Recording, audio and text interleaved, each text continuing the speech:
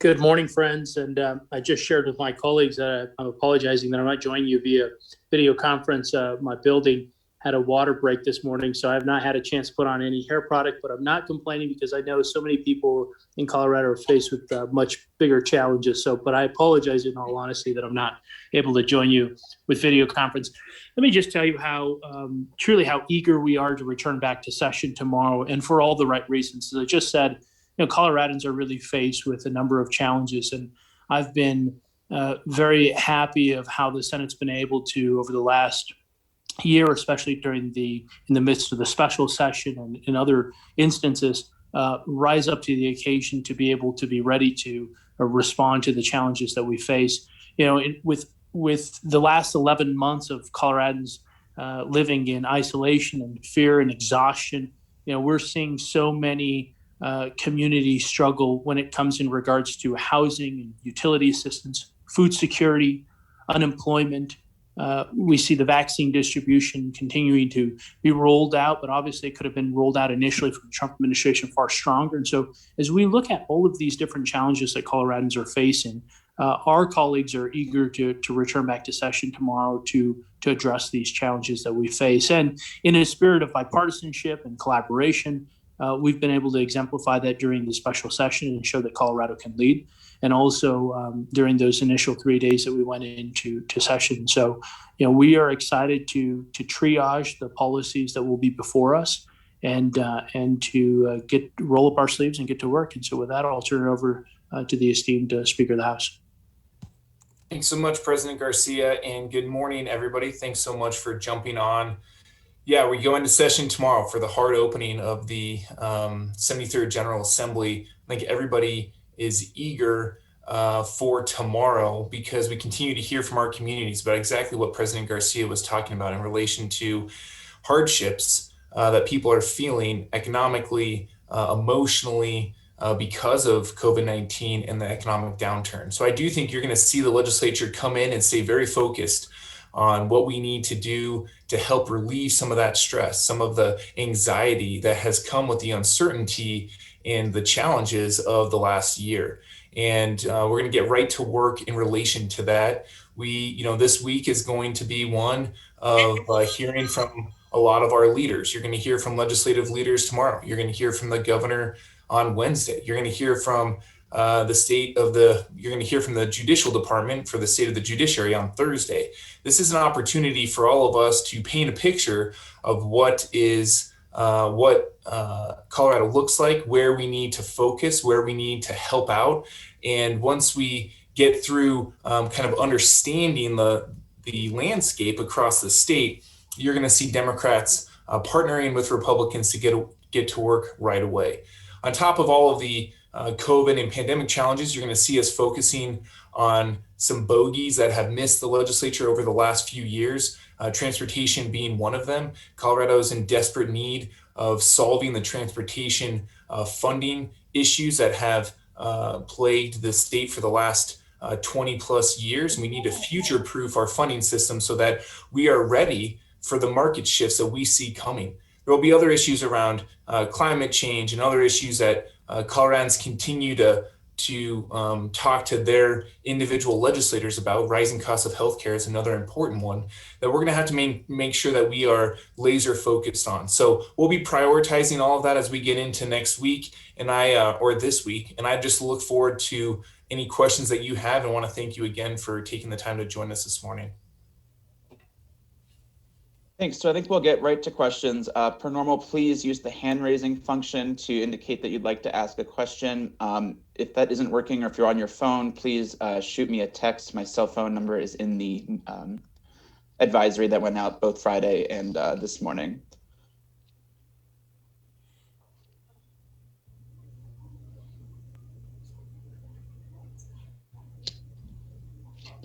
So I've gotten a text from Alex. So if, Alex, you want to go ahead, please ask your question. Hi, I'm curious what subject areas you guys foresee as having potentially the most tension or disagreement with the governor's office on this year.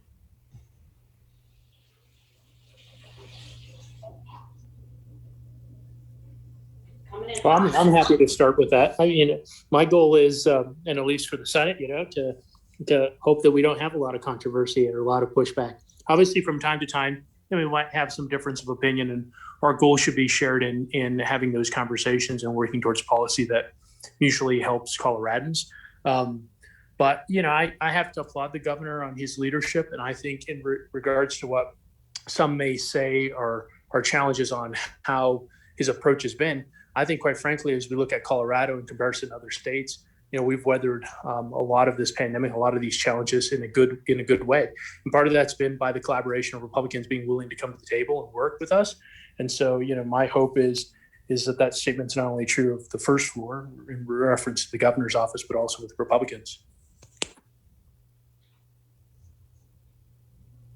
Thanks. Next, we'll go to a question from Hank Lacey of Law Week.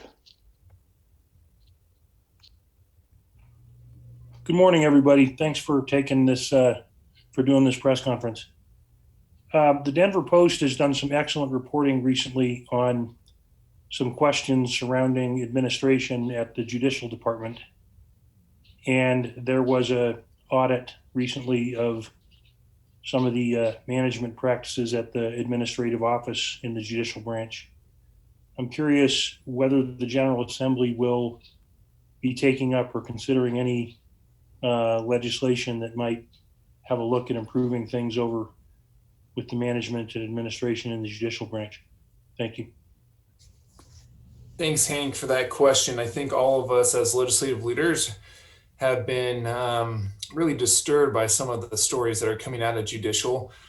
Clearly, over the past decade, different areas, the nonprofit sector, the private sector, and different public institutions have gone through big cultural changes. And it's clear to me that it's time for judicial to go through some cultural change, that the culture is not working. And the Denver Post reporting has really shown, a bright light on all of that. I think President Garcia and I have been very clear that when it comes to integrity and accountability in regards to our public institutions, especially the judicial branch, we take that very seriously. I think there's a couple of different areas that we have to stay focused on. I think one of them is the need for cultural change in light of some of the allegations that came out of the memo. And I think then the other is where there was some misuse of taxpayer dollars and what happened in regards to the contract that was obviously $2.5 million worth of taxpayer dollars. So I think that the Denver Post this morning or yesterday called for a special prosecutor. I think we are looking at all options and making sure that we don't get ahead of the facts, but at the same time, we are doing everything we can to sort through how to make sure that there's trust in the judicial branch with the public across the state.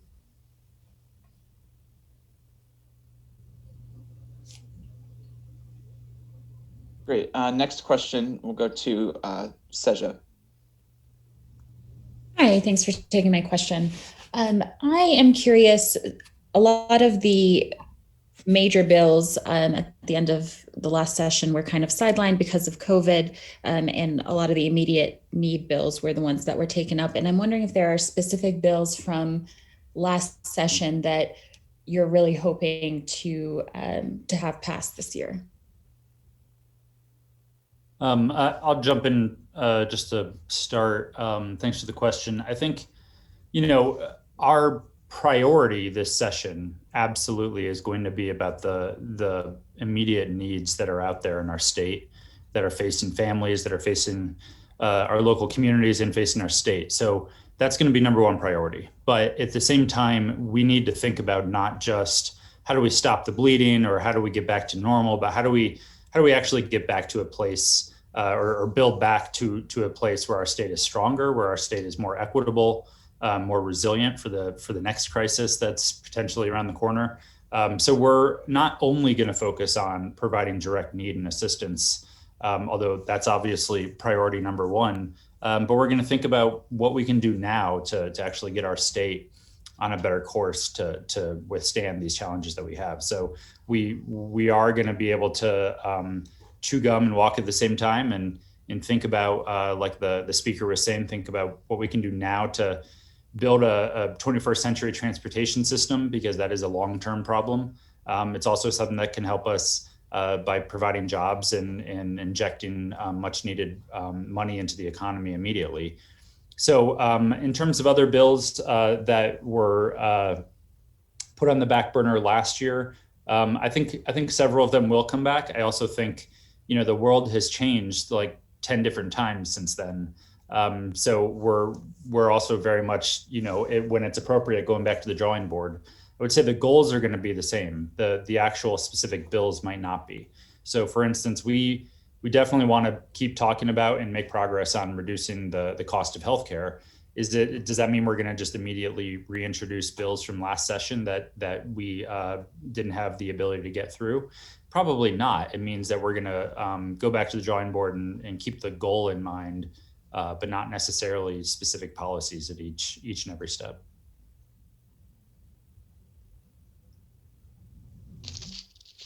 Next question will be from Marianne Goodland of Colorado Politics.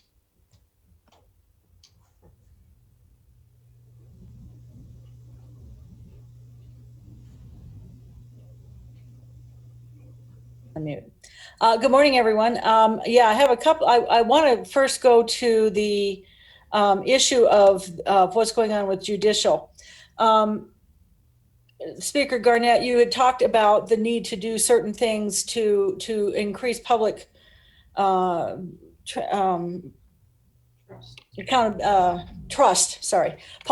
trust in judiciary. However, there is an audit going on right now. Are you going to wait until that audit is completed, or are there things you want to do now?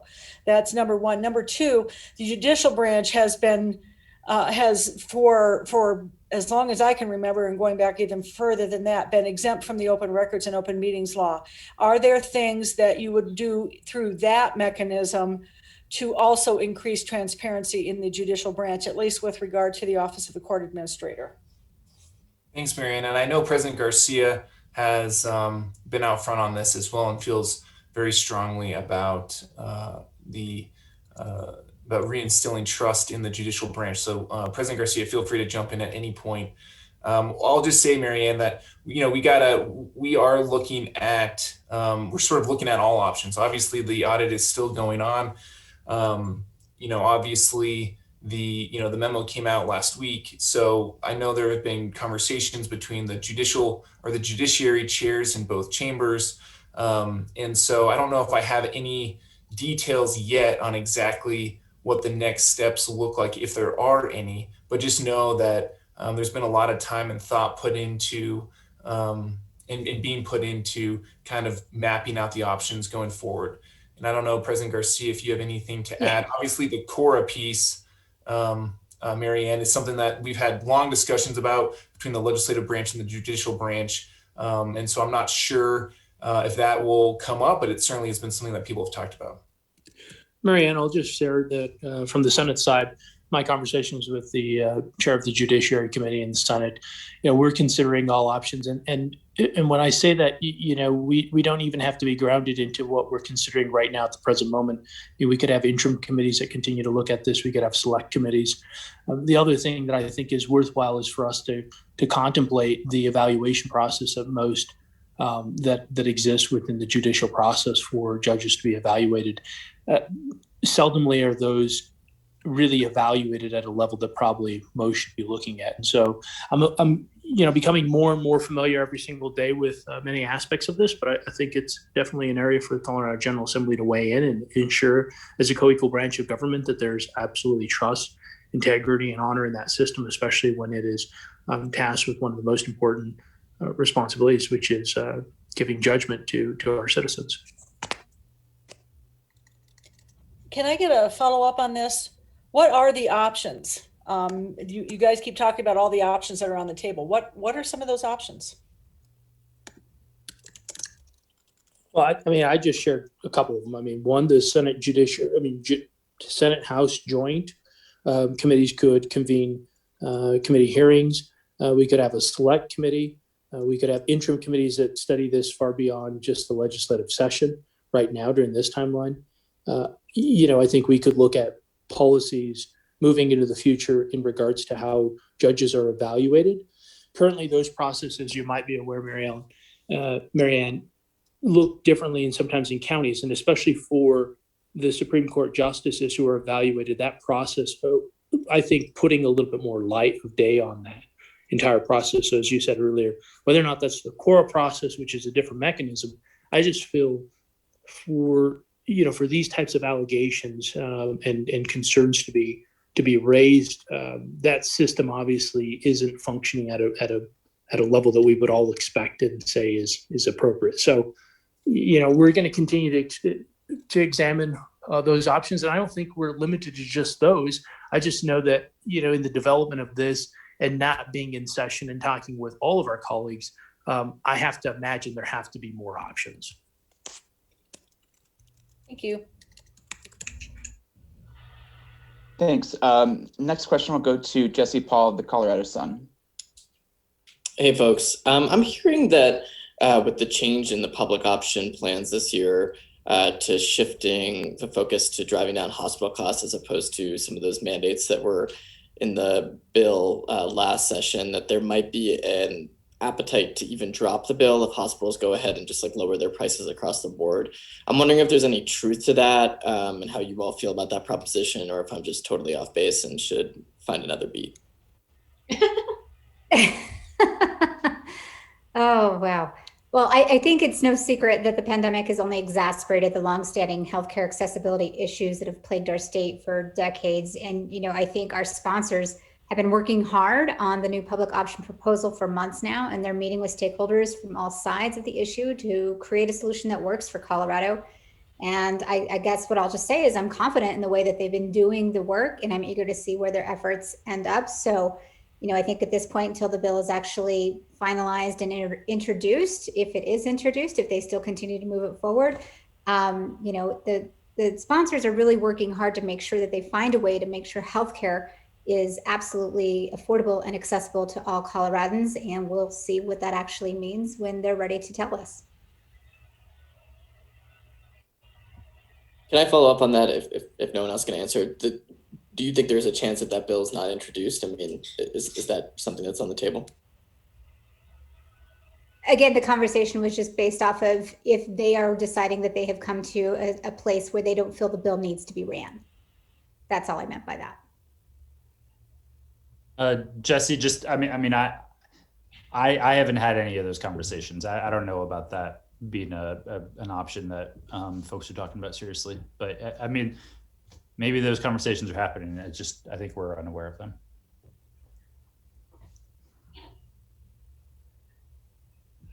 The next question will go to Charles Ashby of the Grand Junction Sentinel. Thanks, guys. First of all, I think Jesse should find another beat. I'm tired of him beating me on stories. All of you guys are aware, of course, that what's going on with the census and the numbers that we're supposed to get not until September, I believe. I'm wondering what you guys are talking about, if anything you can do to fix this problem. I know it's in the Constitution, so you're obviously hand-strong. So have you been talking about this? Is there anything, a plan in place, or is there anything you can't do, or can you not do anything? So Charles, I think it's a good question. It's something that we're concerned about, and we're definitely talking about it with our Republican counterparts and with advocates who really are following this closely. I was one of the authors of Y and Z before it was put onto the ballot to be approved. And I guess what I would say is when we wrote it, we never clearly thought we would be in the situation we're in right now, where the census data would be delayed so much. Last week we were under the impression it'd be July 30th or something. Even that was concerning, but doable. September 30th is a different story. And it does mean that the timeline's going to have to change. You're right, it's locked into the Constitution. But we're thinking about ways that we can address that. I think no matter what we end up doing, by we, I mean, the royal we, it's not something the legislature can do on our own. But whatever we end up doing, whether it's through the Supreme Court or something like that, I think the important thing is that we keep in mind the spirit of what YNZ was trying to do. I think the actual deadlines and timeline isn't what voters were approving. They weren't voting for this because they thought, November 1st seems like a great deadline for a map, so therefore I'm going to support YNZ. But they were voting for making redistricting and reapportionment independent, making sure that it results in fair maps that represents communities of interest all over the state. So I think whatever the solution is going to be, and we're still looking at what those options could be, we have to keep in mind the goals of YNZ and make sure that spirit is met, and that might mean moving some deadlines. The important thing is we can't have politicians, we can't have unelected staff drawing these maps and just saying that's what they're going to be for the next 10 years. It needs to include a lot of public input and be respectful of the different aspects that were put into YNZ in the first place. If I could follow up, if nobody else is going to ask, what can you do? Because the dates are in the Constitution. It seems to me the only thing you can do is go back to the ballot to get rid of the dates. I don't know what, I haven't read the wording of it. I'm not a lawyer, but is there anything you actually can do short of having another election on it to amend it? So there are a couple of dates that are locked into the Constitution, but all of the interim dates in between those two are actually up to the commission to change themselves. So when they have hearings, when they approve certain maps, is actually within their ability to change that timeline. The date that's important is the final approval deadline for the Supreme Court to say, yes, these maps meet the basic criteria. That's the one that would be most in question, that we would have to find a way around because it is in the Constitution pretty clearly. One option is going to the Supreme Court and asking them to provide relief. In the end, this is a situation where we may be forced to be in a place where we have a conflict in the Constitution. And on one hand, it's, do you want us to draw fair maps that include people rather than politicians, deciding how our communities are represented, or do you want us to meet a deadline? And that could be a question that we pose to the Supreme Court. And I imagine they would say what's more important is to meet the objectives of YNZ rather than the deadline. But that's something that we're still talking about and discussing the best way forward. But there's a good chance it will include the courts to be involved. So if I may, one more, do the two amendments allow you to, and I know you don't want to do this, but to basically scrap the whole thing and just go back to where you normally used to do it through the courts, or try to do it through the legislature? Is there an option there? The amendments themselves don't provide for that, no. Okay. Thanks. Yep. So I'm not seeing any additional hands up. I wanted to check and make sure that there weren't any additional questions before I return to some folks who've already had a chance to ask a first question. Great, so I think we'll just return quickly to follow up from Jesse and Marianne, and then we've got to run. Thanks. Okay, and I think Hank might have an extra question just to give him a shout out. But following up on what Charles is saying, right? You guys talked about this in the executive committee discussion about potentially extending the deadlines, but now we're getting into a situation where it's like pretty unclear like when the census data is going to come. So I don't know if you guys already started drafting a bill on this, but like how do you extend the deadlines when you have no idea how long to extend them for? The folks that who run the nonpartisan staff are basically saying they need at least 2 months. So that pushes you into I don't know, November or December, but God forbid, they're a week late from the census data, or, how are you guys going to pass a bill when you don't really know when the deadlines need to be set? Because can you leave it open-ended? And then the other question is, given that everything's going to be so late, are you considering potentially going to the voters in November? Because you might even have time to do that, given how backed up the data is.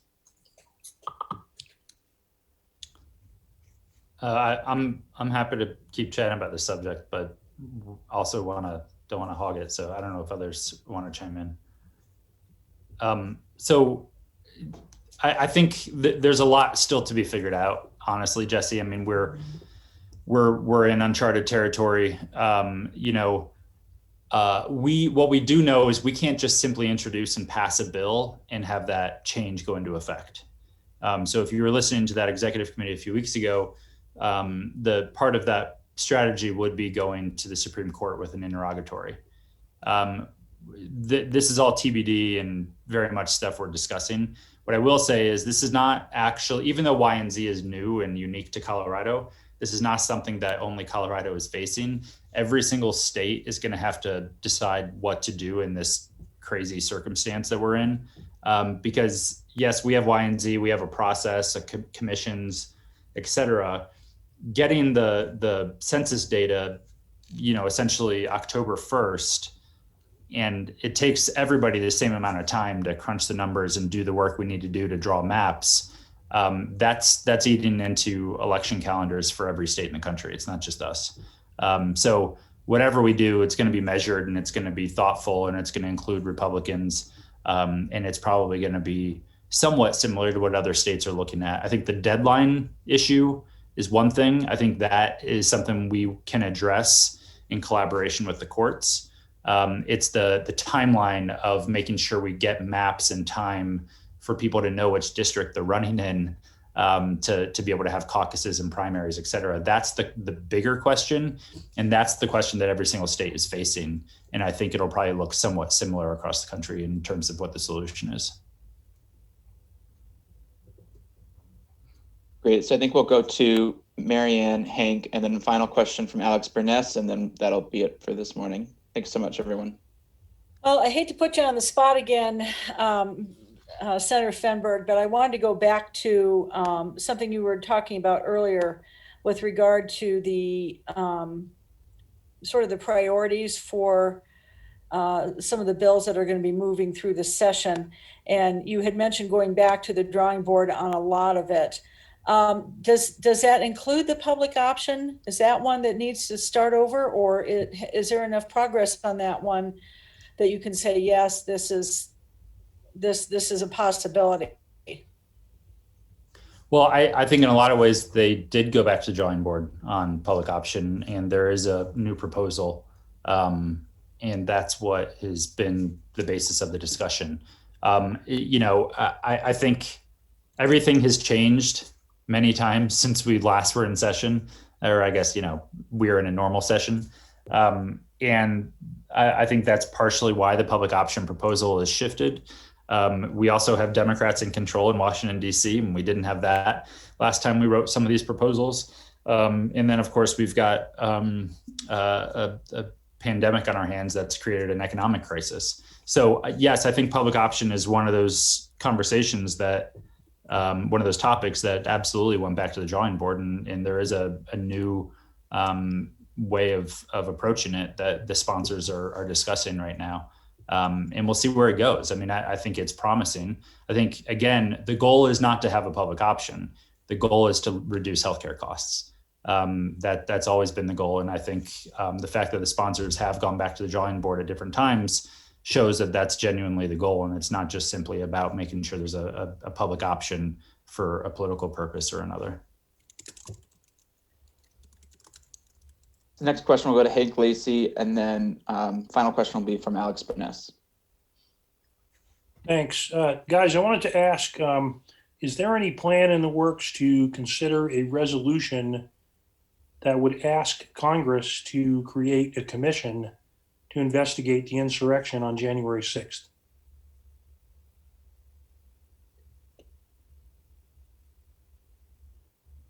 Thanks, Hank. Listen, I think we all were deeply disturbed and obviously very concerned with what happened at the U.S. Capitol on January 6th.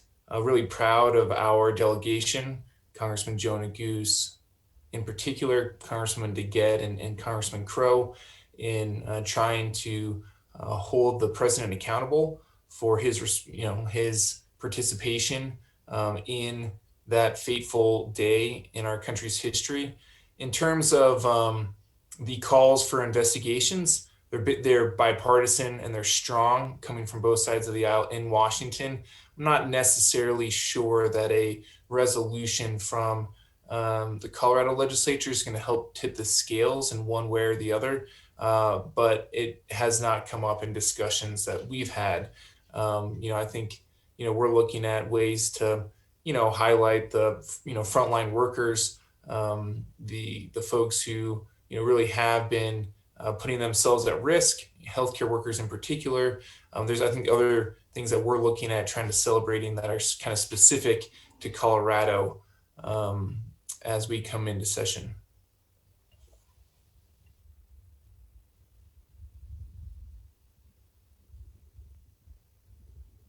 Thanks. Alex, go ahead. I want to just follow briefly on something Marianne was asking about open records, and to zoom out from the judiciary, just to ask in general. And I've put this to the speaker, but not to the rest of you. And I'm curious whether there's any interest in any sort of open records reform this session. This is something that several members, Cook, Hansen, Donovan, maybe others, seem very keenly interested in prior to the pandemic, into some kind of reform for this law that is really quite ineffective if the goal is to actually provide public access to public records. It seems to me that some of that momentum has been lost, and I'm curious whether for the purpose of the judiciary or just more generally with Cora, whether anyone plans to do anything about this session. Thanks, Alex. All the people you named, they're all state senators. And so I don't know if anyone from the Senate wants to weigh in. Listen, this is something that you have been diligent and persistent about bringing up. Clearly, there are areas that with the change in the world and, the change in how we, process information, I would certainly be open to looking at whatever those ideas are. I'm personally not working on anything, but that's just because I feel like I'm, drinking from a fire hose, and I'm not sure if there's any individual legislators that are.